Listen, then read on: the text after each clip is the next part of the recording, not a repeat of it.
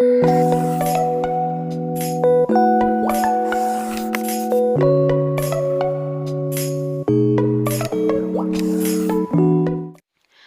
alaikum dear students. Welcome once again to the Career Success Academy for Civils.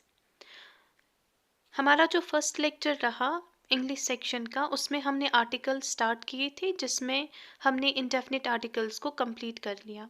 Like A and N को उसमें हमने complete कर लिया। उसमें हमने देखा कि ए एंड एन हम कहाँ कहाँ पे यूज़ कर सकते हैं, इनके एप्लीकेशंस क्या हैं, उनके डिफरेंट रूल्स के बारे में हमने स्टडी किया।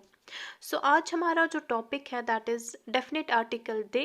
एंड दे को कंप्लीट करने के बाद जब हम इसके रूल स्टडी करेंगे, उसके बाद हम मूव करेंगे towards the omission of articles कि कहाँ कहाँ पे हमें आर्टिकल्स का यूज़ नहीं करना है, कहाँ पे आर्टिकल्स इंसर्ट नहीं करने हैं। So let's get started. हमारा जो डेफिनेट आर्टिकल है that is they. Rule first इसका है कि जब एक सिंगुलर नाउन होल क्लास को रिप्रेजेंट करेगा, हमारे पास एक सिंगुलर नाउन है, ये रिप्रेजेंट करेगा अपने पूरे क्लास को, उस टाइम पे हमें आर्टिकल दे का यूज़ करना है। अब इसका मतलब क्या हुआ कि एक सिंगुलर नाउन पूरे क्लास को रिप्रेजेंट करेगा?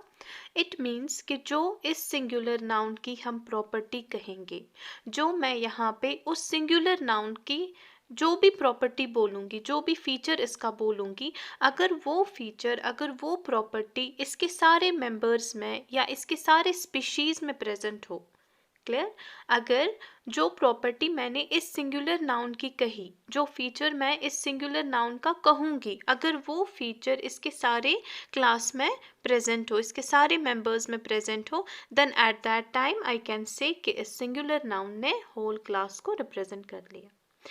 लेट्स टेक एन एग्जाम्पल ताकि आपको इजीली क्लियर हो जाए। फॉर एग्जाम्पल यहाँ पे मैंने लिखा है the cow is a useful animal, ठीक है। फॉर एग्जाम्पल यहाँ पे अभी आप अगर हम दे इंक्लूड नहीं करेंगे, dash cow is a useful animal, इसका मतलब क्या हुआ कि काउ जो है वो यूजफुल एनिमल है। लेकिन यहाँ पे जो ये काउ है ना, ये अपने पूरे क्लास को रिप्रेजेंट कर रहा है। इट मीन्स कि सिर्फ एक ही काउ यूजफुल एनिमल नहीं है, जितने भी काउस है, जितने भी इसकी स्पीशीज़ है, वो सारे यूजफुल एनिमल्स हैं। इसका मतलब इस काउ ने अपने पूरे क्लास को रिप्रेजेंट किया। जो फीचर, जो यूज़ मैंने एक काउ के बारे में कहा, वही फीचर्स जो है, वही फीचर जो है वो सारे काउस में प्रेजेंट है। इसका मतलब क्या हुआ कि एक सिंगुलर काउ ने पूरे क्लास को रिप्रेजेंट किया, बाकी काउस को रिप्रेजेंट कर लिया, और उस टाइम पे हम यहाँ पे यूज़ करेंगे दे। क्लियर?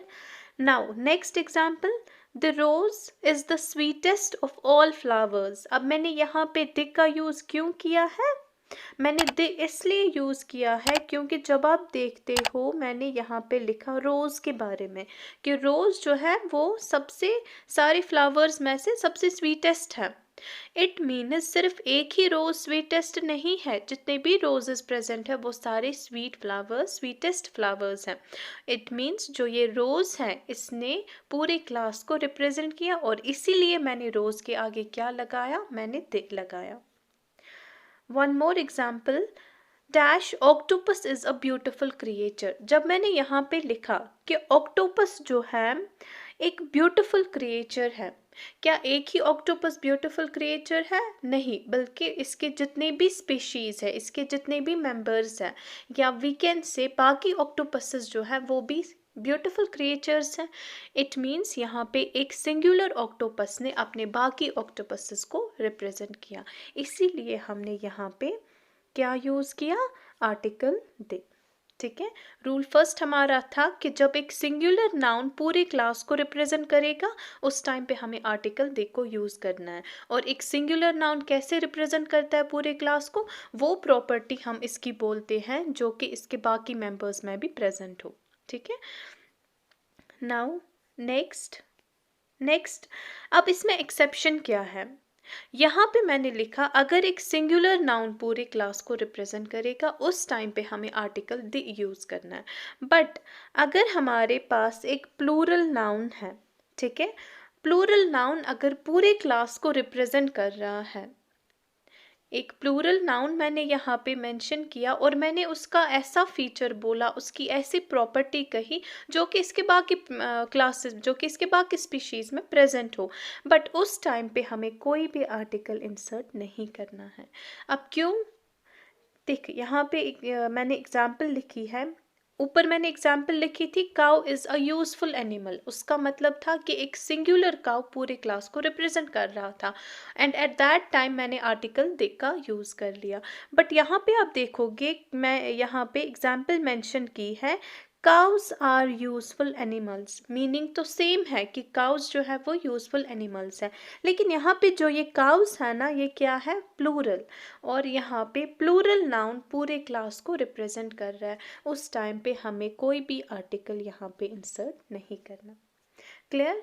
नेक्स्ट मैंने एग्जाम्पल लिखी स्पाइडर्स हैव 8 लेग्स, यूजुअली जो स्पाइडर्स होते हैं उनके 8 लेग्स होते हैं, तो यहाँ पे क्या है? प्लूरल नाउन ने पूरे क्लास को रिप्रेजेंट किया, जो यहाँ पे प्लूरल नाउन है उसकी मैंने ऐसी प्रॉपर्टी कही, ऐसा फीचर कहा जो कि इसके बाकी मेंबर्स में प्रेजेंट हो, बट यहाँ पे एक्सेप्शन ये था कि अगर प्लूरल होगा, नाउन प्लूरल होगा, उस टाइम पे हमें कोई भी आर्टिकल इंसर्ट नहीं करना। रूल फर्स्ट क्लियर है? Now moving to a next rule, हमारा जो नेक्स्ट रूल है दैट इज, नेक्स्ट रूल हमारा ये है वाइल स्पीकिंग ऑफ समथिंग और समवन ऑलरेडी रेफर्ड टू, अगर हम किसी एक चीज़ के बारे में या किसी एक पर्सन के बारे में, चाहे वो कोई भी नाउन लेंगे हम, चाहे वो लिविंग है या नॉन लिविंग है, किसी चीज़ के बारे में या किसी पर्सन के बारे में हम 2 बार बात करेंगे, ठीक है?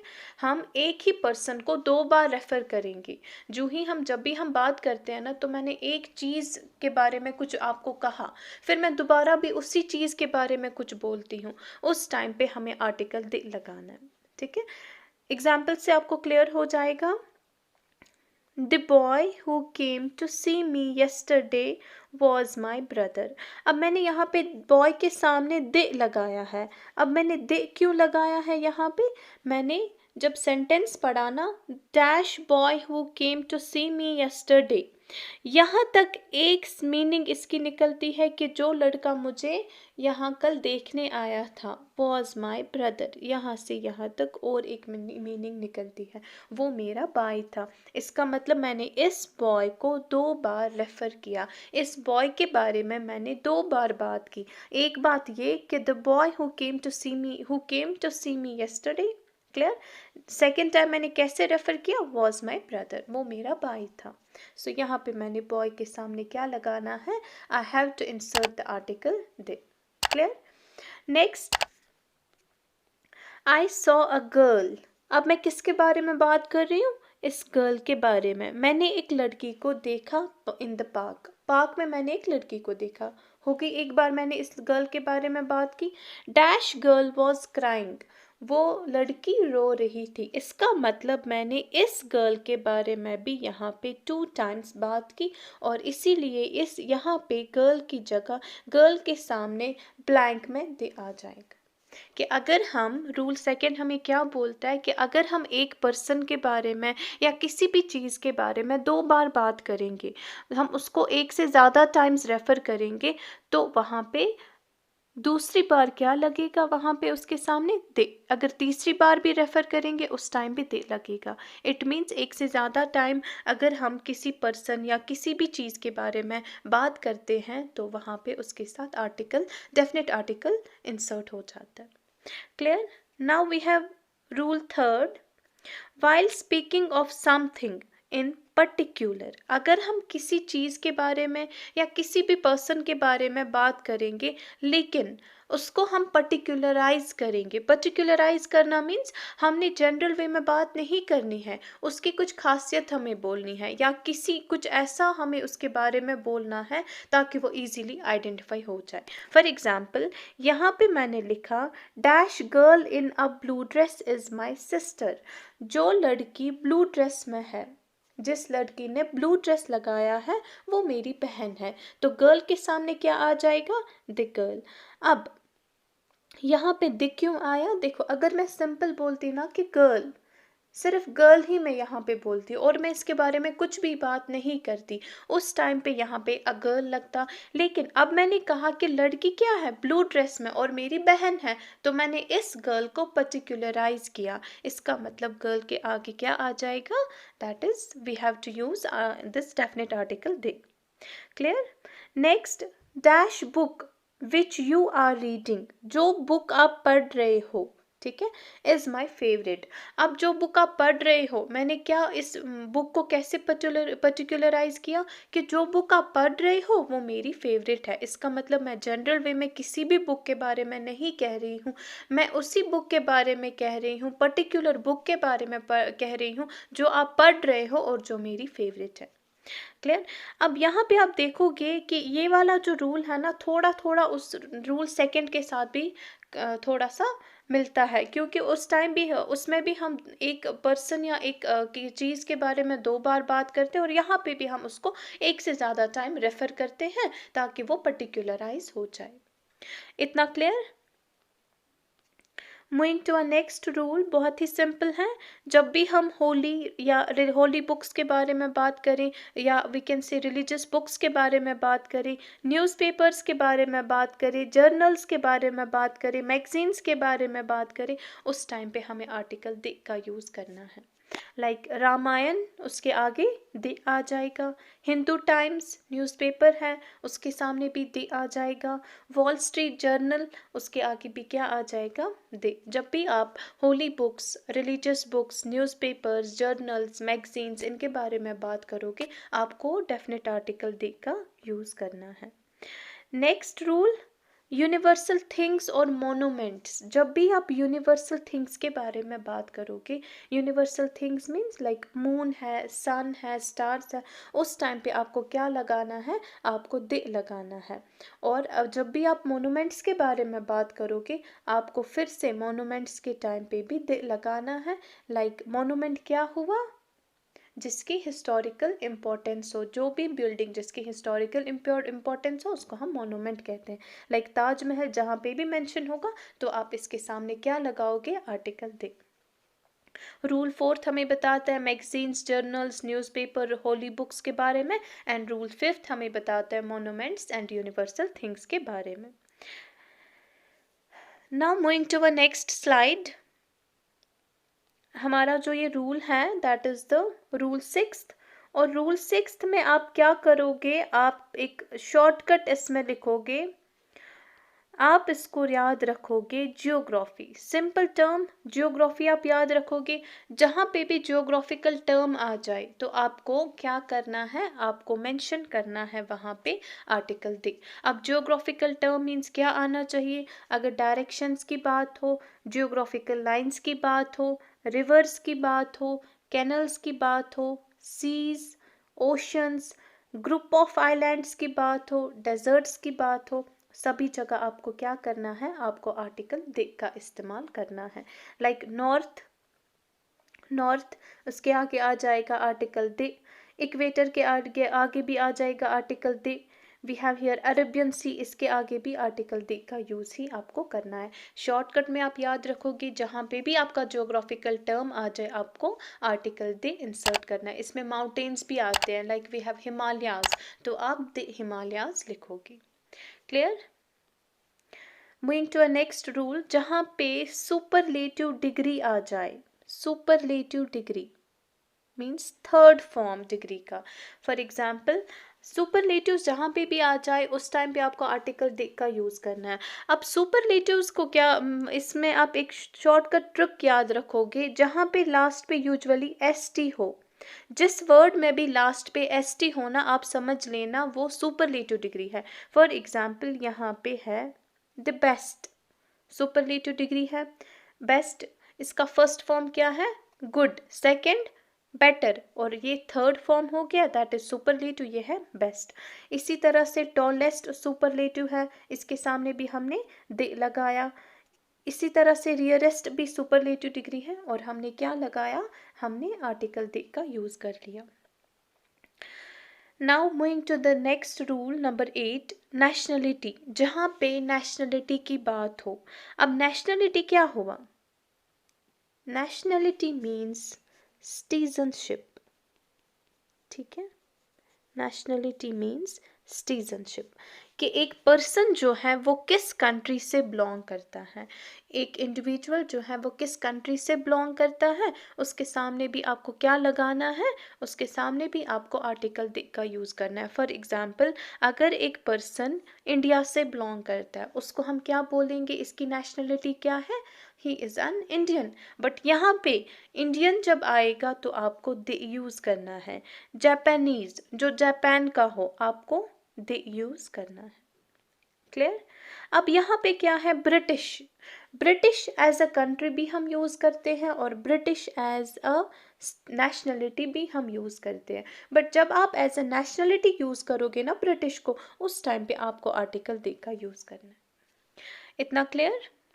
नेक्स्ट रूल, ऑर्डिनल नंबर्स और वी कैन से पोजिशंस। जहाँ पे भी ऑर्डिनल्स की बात हो, ऑर्डिनल्स मीन्स पोजिशन जो डिटरमाइन करे, like first, second, third, fourth, fifth, last, 15th, 16th etcetera, means जहाँ पे भी ऑर्डिनल्स आ जाए, जहाँ पे भी आपके पोजिशंस आ जाए, वहाँ पे आपको आर्टिकल दे का यूज़ ही करना है। The first, the second, the last etcetera. इतना clear. Moving to the next rule, we have